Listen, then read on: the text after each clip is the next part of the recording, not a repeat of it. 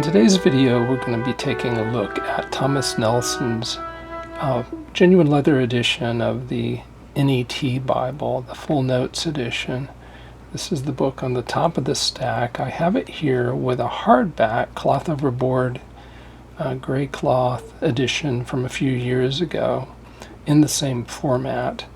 And then at the bottom of the stack, I have the older Bible.org edition of the NET Bible Full Notes edition, and we will compare these in a few ways toward the end of the video.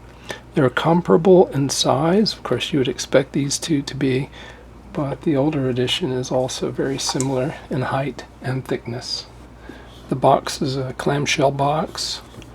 This particular edition is thumb indexed, as you may have noticed. 59,074 translators' notes. If you look at the back of the box, it shows you the layout, which we'll see in more detail in a moment. Biblical text in the center column, 3 columns of notes. The notes come in 3 types. TN is translator note, TC, text critical notes, SN for study notes. It's line matched. They say it's elegant.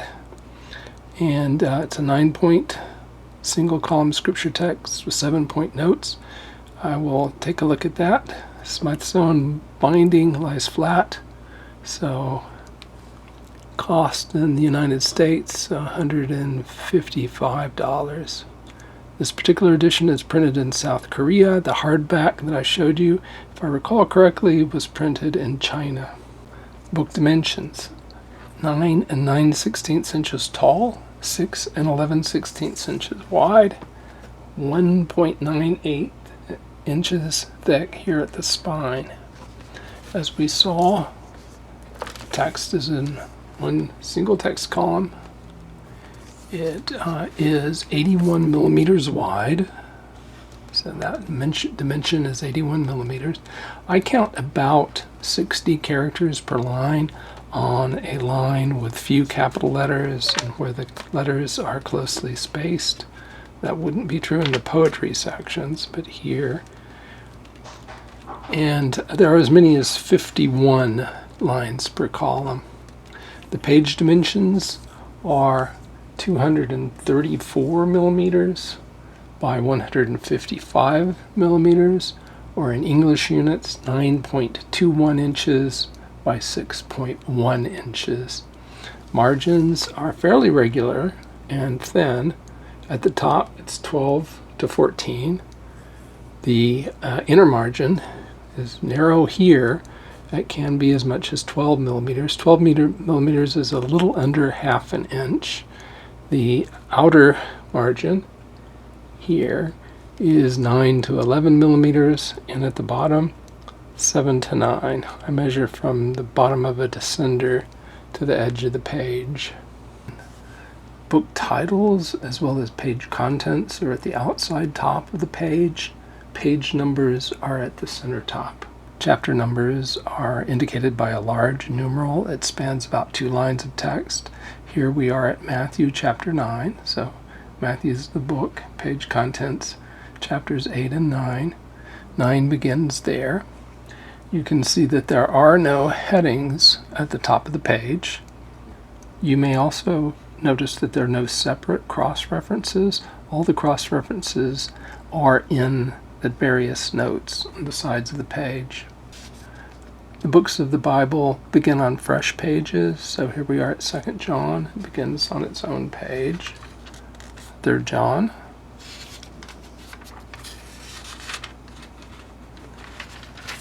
Jude, and unless I miss my guess, Revelation.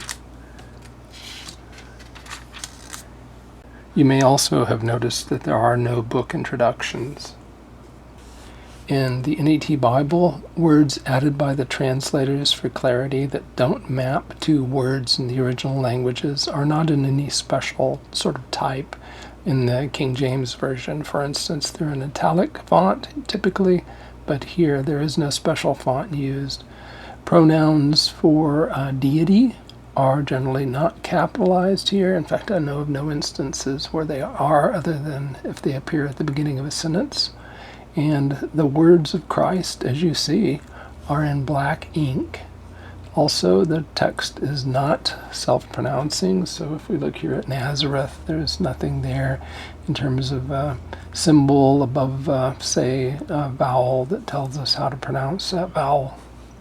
And quotations from the Old Testament that appear in the New are in a bold, slanted, or italic font. Like many, if not most, English translations, the NET Bible uses Lord with the L in it as a capital and the O-R-D as small caps, rather than Yahweh or Yahweh or Jehovah, as you find in some editions, like the Legacy Standard Bible, for instance, or the Old Jerusalem Bible. Now I have back illuminated this page so that you can see that the text is line matched. The lines printed on opposite sides of the same page are set so that they have the same baseline. The font used in the text is advertised as 9 points. So I looked at this and compared it to Times New Roman, which is my typical approach. The uppercase letters, like this L, this T, are very close to a Times New Roman 8 3/4, 8.75 points. Lowercase letters are larger than Times New Roman, 9 points. They're close to a Times New Roman 10 point. Line height, baseline to baseline, is 3.34 millimeters, so it's 9.46 points. So it's very close to 9.5 point spacing. These chapter headings are just a little bit larger than the text, and they are bold and italic. There is some print non-uniformity, that is, variations in the darkness of the ink. I characterize it as mild but common. You're looking at page 1713 here. I'm going to pull it to one side, so hopefully you can also see the print on 1715 at the same time. So if you compare the notes and the text, you'll see that 1715 is a shade or two darker than 1713. I've noticed, as I said, that's fairly common, but it isn't a great variation. The paper is nice. Sheet thickness is 34.7 micrometers. On that basis, I estimate the paper weight at 32 grams per square meter. GSM. The surface is very nearly matte. You may see a bit of sheen, but not much. And of course, you don't want a shiny page, because that way, if it is shiny, you have to adjust the angle to keep the gleam on the page from obstructing the characters. Color is very nearly white. There is a pink tinge in the center, in the gutter. I don't know if you can see that on camera, but it's just barely visible to my eye. It is creased in places, and I think you should be able to see that there. You can see the creasing in the paper. I have noticed it in several places here in this edition. I don't think the show-through is particularly distracting, what with the line matching and the opacity of the paper. We will take a look at that here. Look at Genesis there, where Genesis at the top of the page and the large bold characters. You may be able to see some of the text here from the notes as I pull the next page over the top. So this is the Old Testament title page. If I press down the paper, you can still read Genesis here. Maybe the creation of the world, in the beginning God, and perhaps some of the notes. You can see them, but that gives you a sense for the opacity here. It is relatively opaque. We saw in the box that there are 3 types of notes. There are translation notes, there are text critical notes, TC, and there are study notes. There's one here, I saw it earlier, there it is, study note. So these are the notes at the end of Micah chapter 7. My cat is sleeping very nearby, so if you hear sort of a wheezing noise in the background, that's her. That is she, I should say. The notes are presented in 3 columns. Each column is 43 millimeters wide.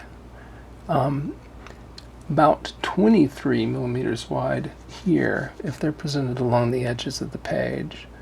The font is somewhere between a 7 and a 7.5 point font. I think the uppercase letters are close to 7.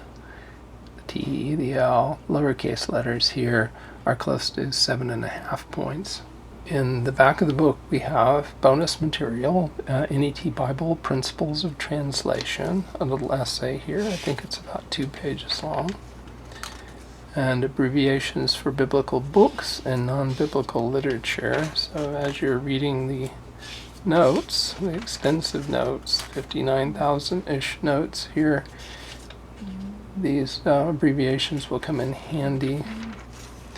And general abbreviations, interesting there. Journal of Transactions of the Victoria Institute.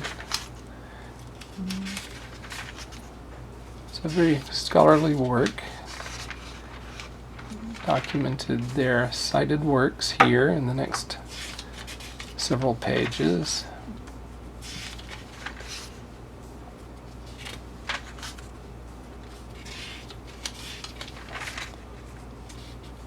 Almost to the end of the citations. Alright, so abbreviations and introduction to principal manuscript evidence for the Greek New Testament. So they talk about the New Testament texts, the manuscripts that are behind the text, and their translation choices and the TC type notes. And so to understand what they're talking about, this appendix here is very useful. This is how they transliterate Greek and Hebrew into English. 2 pages of that. And we come to 7 color maps that span 8 pages. These maps are fairly common in Thomas Nelson Bibles these days. So not a lot of maps, but I think they think that you can look maps up on the internet. We have brown coated paper liner, gold page edges, and the gilding here is fairly nice. A little roughness there, I think. Head and tail bands are brown. Should be able to see those right there between the 2 ribbons. The ribbon markers are red and blue. I'm bouncing my lamps around here. Red and blue. They are 10 millimeters or 3/8 of an inch wide and 34 to 35 centimeters long. So they are long enough to come out at the edges of the paper here and still have plenty of material to grasp hold of and move it from one location to another. The cover is brown genuine leather. Genuine leather is not especially high-grade leather, but it is better than bonded. There is edge stitching around the edge here to reinforce it. The binding is sewn and the stitching is visible in various places. I'll show you 1 or 2 of those places. Stitching is visible here in the map section. So there you see thread right there beside my finger, and another line of stitching right here. Let's make sure we're in focus there. So you should be able to see those in the gutter. There is a line of overcast stitching in the front and another similar line in the back. Let's see if we can get things in focus again. Okay, so right here in the gutter is a line of stitching that grabs a bundle of pages together and helps reinforce the binding. You'll notice here though that in this particular copy the map section is coming away. I think I'll put some glue in there and help hold this section of maps with the rest of the binding. We have no such issue here in Genesis. You can see there in the gutter a line of overcast stitching above the thread of the binding. This Bible does lie open very easily in Genesis, And of course the text of the Bible is far inland here, far away from the margin than the outer edge, far away from the margin so that it doesn't fall off into the gutter. The notes, however, in the center column will tend to roll away from the eye, as you see here, into the gutter as you get deeper into the volume. So you may have to adjust the pages. If you have older eyes with a shallow depth of focus, you may have to adjust the page to be able to read those notes. They are somewhat small also at 7 points. The good news though is that if you want access to those notes and you do connect to the internet on some device, you'll be able to find them for free, because all of this material, the translation and the notes, is available on the internet. So coming in from the front, we saw the coated paper liner that's brown. Here's a presentation page. And we come to the title page. The Thomas Nelson house is down here. And on the left, we have the copyright page, NET Bible, Full Notes Edition, copyright 1996, 2019. Library of Congress number is here. And a note regarding the type. So this was commissioned by Thomas Nelson and designed in Aarhus, Denmark by Klaus Krogh, Heidi Rand Sorensen of 2K Denmark. Probably butchered the pronunciation of several things there. Printed in South Korea. This is the first printing, as you see far off to the right on that bottom line. Printed in 2025, which is this year.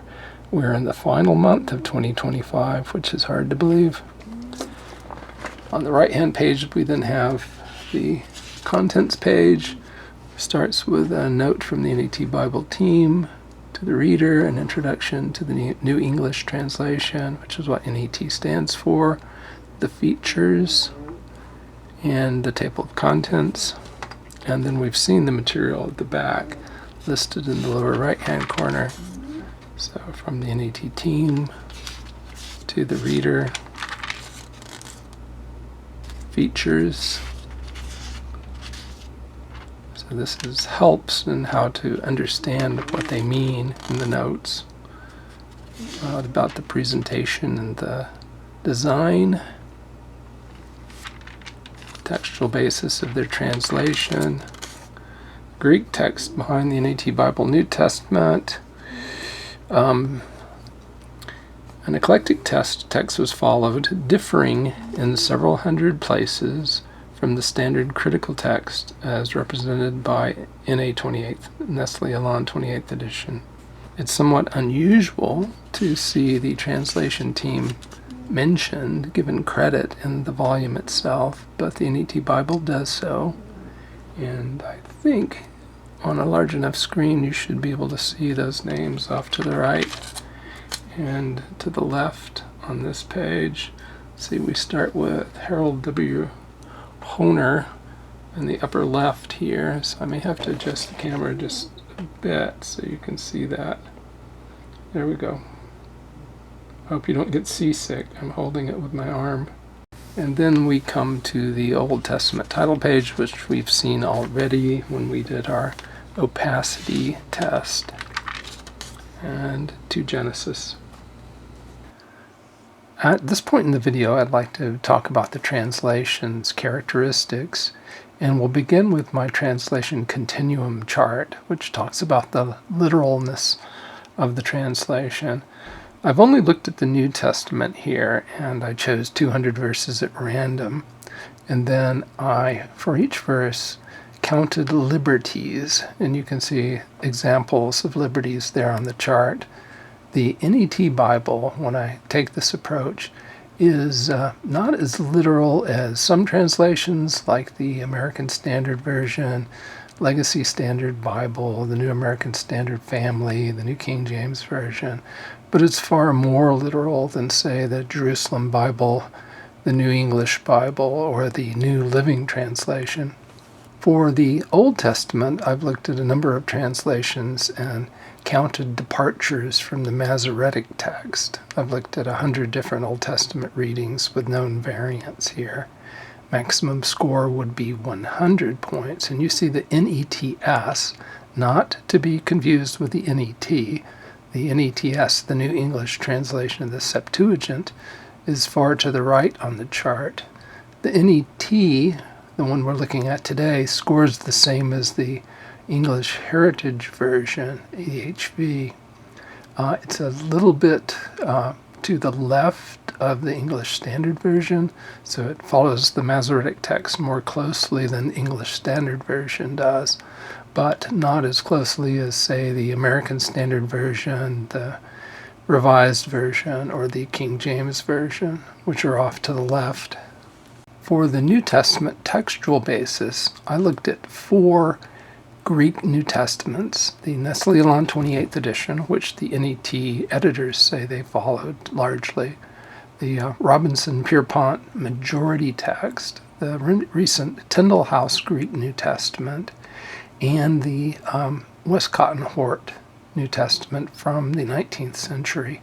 This first chart plots various translations in terms of how much they agree or disagree with Nestle-Aland 28 and Robinson-Pierpont. Robinson-Pierpont is essentially very close to the text basis that would have been preserved in the Eastern Roman Empire.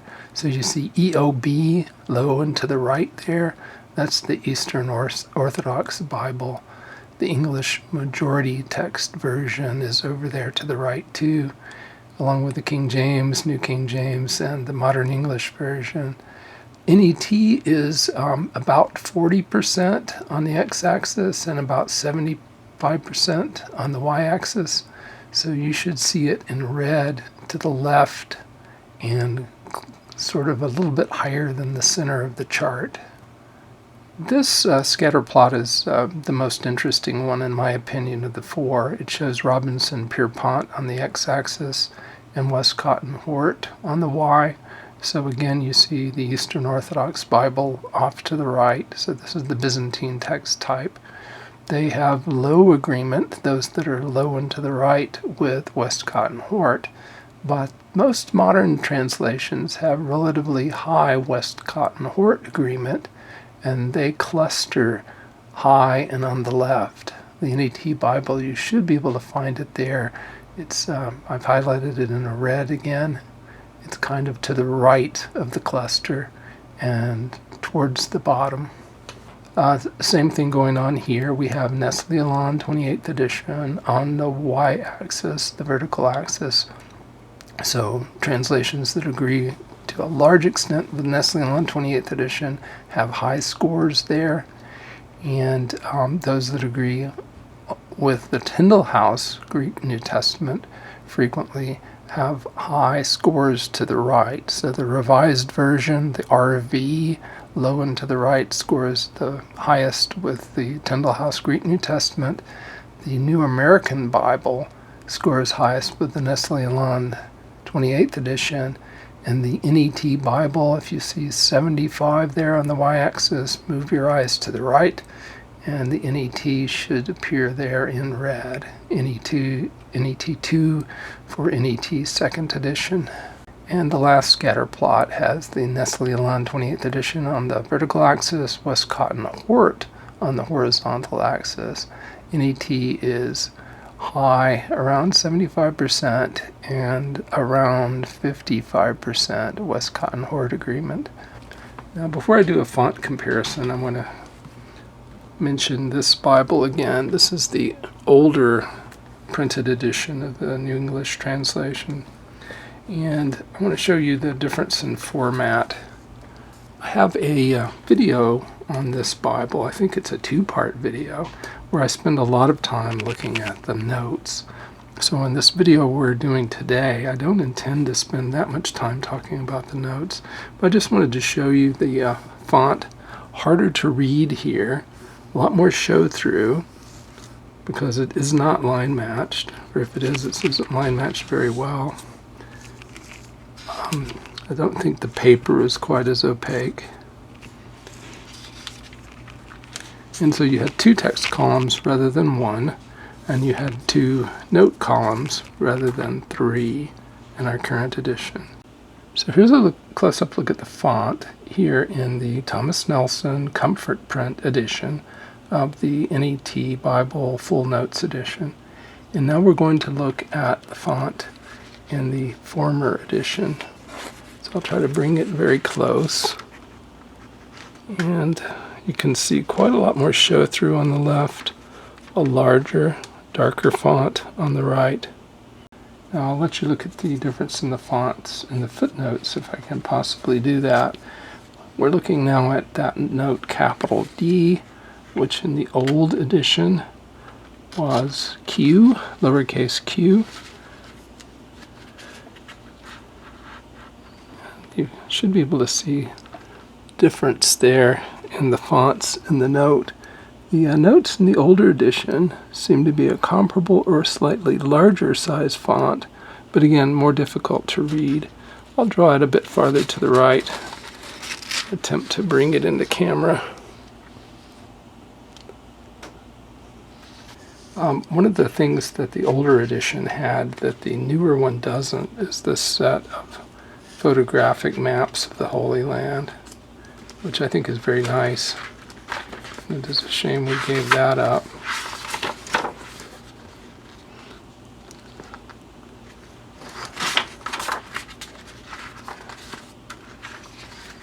This map of the Sea of Galilee. So if you want to see this in more detail, I encourage you to go back through my videos and look for the 2-part series on the NET Bible.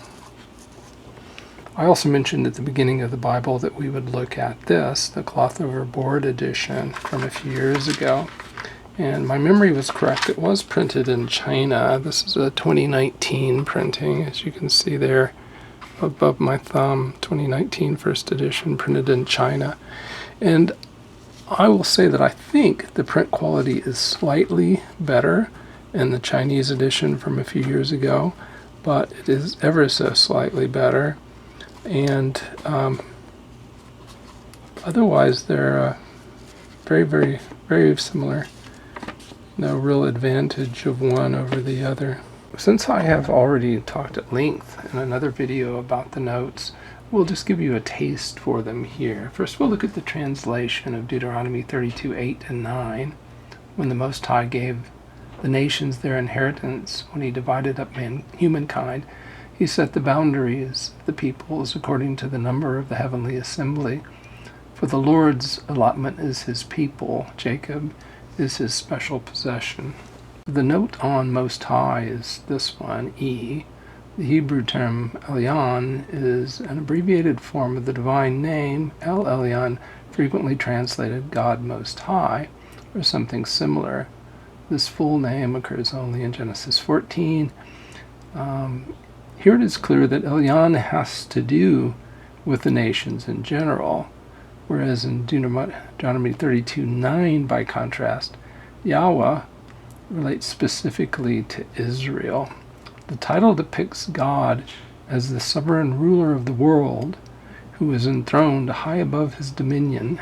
So that was a translation note. The next note I want to look at is G, which is the note to the heavenly assembly, and what we read just a moment ago. So this is a text critical note, and it says that the Hebrew is in fact the sons of Israel rather than the heavenly assembly. And this explains how they came about getting the particular reading that they have in the text. I will not attempt to read it to you, but I will try to raise it in the camera's field of view so that you can pause the video and read the complete thing itself. And so we will move back over so that you can see the top of the other column, if we can stay in focus. There we go. I've been editing the video and it seems like it's only about 31 minutes long as shot so far. So I think we'll add a little material here before we come to the conclusion. We'll look at a few notes, and then if we don't take too much time, we'll look at some of the gender-inclusive language, or lack thereof, in the NET. First, I'm going to look here at this interesting translation in Hebrews 1, verse 2. In these last days he has spoken to us in a Son. Now, in English translations, the ones I'm familiar with, it's much more common to say in his Son. Let's get this New American Standard from 1995 in focus. There it is. In these last days he has spoken to us in his Son. But if you look at the footnote to the right, they say, literally, in Son, or in the person of a Son. So let's look at the NET Bible's footnote to see why they chose that translation. So here's the key footnote, capital E. The Greek puts an emphasis on the quality of God's final revelation. As such, it is more than an indefinite notion, a Son, though less than a definite one, the Son. For this final revelation is not just through any Son of God, nor is the emphasis specifically on the person himself. Rather, the focus here, pull it up a bit so you can still see it. And since I'm looking from way back from the opposite side of the camera, I'm going to let you continue reading that on your own by pausing this. To give you a sense for some of the study notes, I don't think I spoke much about the study notes in my previous videos on the NET Bible. Here are two at 1 Thessalonians 5:2. For you know quite well that the day of the Lord will come in the same way as a thief in the night. So we have note V and note W. V is here. The day of the Lord is the period of time in the future when the Lord will intervene in the events of this earth to consummate his redemption and his judgment. Group of references. So this gives you a sense for the cross references here that are in the notes. The day of the Lord includes both blessings and curses, though the latter is emphasized here. Then W on in the thief in the night. Jesus used a thief coming at night as an illustration of the unexpected and hostile nature of the coming of God's judgment in the future, repeated in various ways in verse 4, and it gives more references. So in my opinion, these notes are, well, they're somewhat weak. When I say the notes are weak, I'm talking specifically about the study notes, not the translation or text notes. I think those are excellent, in depth, and scholarly and detailed. Here are another group of study notes that we'll talk about. This is where we're describing in Revelation chapter 21 the New Jerusalem and the foundations, jasper, sapphire, etc., precious stones. Here are the footnotes. I'll let you pause to read this. Useful information to have. I've moved us back to Exodus chapter 4. Now on the way at a place where they stopped for the night, the Lord met Moses and sought to kill him. So there's a study note here, and they give their explanation of what's going on here in this passage. I think this one's a bit more useful than the ones we looked at earlier. Now, while I'm recording, I'm going to try to adjust the camera down a bit, so perhaps we can read all of the study note if we pause it. At this point in the video, I'd like to change gears a bit and talk about the gender neutrality of the NET as a translation. In my opinion, it is far less so than the 2011 NIV or the New Revised Standard Version, either the 89 or the updated edition. If we look here at verse 3, we see brothers and sisters. We ought to thank God always for you, brothers and sisters, and rightly so. So there's a note here, D, that explains why they chose to render the Greek word brother as brothers and sisters. And so you should see that here, D, in the lower left-hand corner. Greek is brothers, but the Greek word may be used for brothers and sisters or fellow Christians, as here, and they give the reference from a very popular and thorough lexicon of the Greek New Testament and early Christian writings, where considerable non-biblical evidence for the plural adelphi, meaning brothers and sisters, is cited. I have no problem with that. Next, let's take a look at what they do with 1 John 2:9. The one who says he is in the light but still hates his fellow Christian is still in the darkness. Now, how we have the singular form of the same Greek word. So we'll look here at the footnote H to see why they chose fellow Christian. Footnote H actually points the reader back to footnote G. And so here they say, although the Greek is his brother, the term means fellow believer. Then pause to read this, and I will aim the camera at the top of the next column so you can continue reading. So essentially they're saying the term could refer to genuine Christians or to secessionist opponents whose views the author rejects. To be technically accurate, in the latter case, the reference is really to a fellow member of the community, but a fellow member of the congregation or community is extremely awkward, they say, and so they prefer fellow Christian. But they aren't perfectly consistent in the way they translate the Greek word for brothers. Here in Acts 6:3 they say, but carefully select from among you brothers 7 men who are well attested, etc. And of course I think they have good reason for being inconsistent. We'll take a look briefly at footnote S. So it says, it is not clear from a historical standpoint, but it is unlikely that women would have been involved in the selection process too. This is the selection of deacons, if you remember Acts chapter 6. For this reason, the translation brothers has been retained, rather than brothers and sisters, used in context where both male and female believers are clearly addressed. Let's take a look at Ephesians 1:5.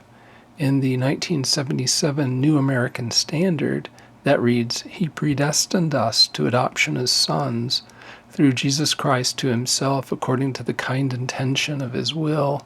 So it read adoption as sons. We have here adoption as his legal heirs. So let's look at footnote C. Footnote C is both a translation note and a study note. The translation note explains why they chose to move the Greek to adoption as sons into English as legal heirs. Adoption as his legal heirs is different from spiritual birth as children. All true believers have been born as children of God and will be adopted as legal heirs of God. The adoption is both a future reality and in some sense already true. Now in Luke 20 verse 36 we have sons of God, which is the original rendering, and one would think that it's broader here because Jesus isn't specifically speaking only of men, and yet men and women are both referred to as sons of God. That's in contrast to, say, the 2011 NIV, which has God's children here, and the 1989 New Revised Standard Version, which has children of God. Mark 2:27 in the NET reads sort of awkwardly to me. Then he said to them, the Sabbath was made for people, not people for the Sabbath. The Revised Standard Version, King James, etc. say the Sabbath was made for man, meaning mankind, meaning both men and women. Even the 2011 NIV retained man here. The 1989 New Revised Standard Version has humankind. I guess that's better, in my view, than people. People is just awkward. But if we go to 1 Corinthians 13:1, it reads, if I speak in the tongues of men and angels, men being the typical historic translation there. The 1989 New Revised Standard Version has mortals, but I wonder why the NET Bible doesn't have people there, if I speak in the tongues of people and of angels. Perhaps it's because angels could be considered a type of people. I don't know. There's no translation note at this point. Here we are in Romans 4:7-8, and we have, blessed is the one against whom the Lord will never count sin. That's as opposed to the traditional reading of man. So let's look at footnote E, which is just left of this frame. Footnote E says the word for man or individual here is anir, which often means male or man as opposed to woman. So they are implicitly agreeing with me that the word man can mean mankind. However, as BDAG says, here it is equivalent to someone, a person. So they chose one, blessed is the one, rather than blessed is the man, because they think, I suppose they think a modern reader thinks of man as a male as opposed to woman, and doesn't understand in the context that it means any human. But here is one final example. The kingdom of heaven is like a treasure, where in Matthew 13:44, hidden in a field that a person found and hid. Then because of joy, he went and sold all that he had and bought that field. Now this is the Greek word for man, anthropos. If man means a male, and so you have to use the word person to include females as well, then why did they retain the word he here? So before we exit the video, I just wanted to give you a close-up look at the thumb index here. And these seem to be well done. They're straight, and the glue doesn't attach the index, any particular tab, to the pages before or after it. So I think they're quite well done, and you would be happy with them. So the notes are very detailed. They give you quite a lot of insight into the text behind the translation and the translator's decisions in terms of why they rendered into English the original language the way they did. But on the other hand, if you're interested in other questions like the author, the occasion of writing, the date at which it was written, the author's purpose, the key thoughts, all that sort of material I think you would find in a different kind of study Bible. And so if you're only occasionally interested in this type of material, you probably are better served by simply looking up the notes on the internet on those occasions where you are concerned about a text or a translation issue. But if you have a primary interest in those kinds of things, this is a wonderful Bible to have a hard copy of. Well, with that, I think we'll close off the video. Hopefully it's not too long. And I want to thank you all for watching the video, and remember to like the video if you did like it, and subscribe to the channel. Thanks very much.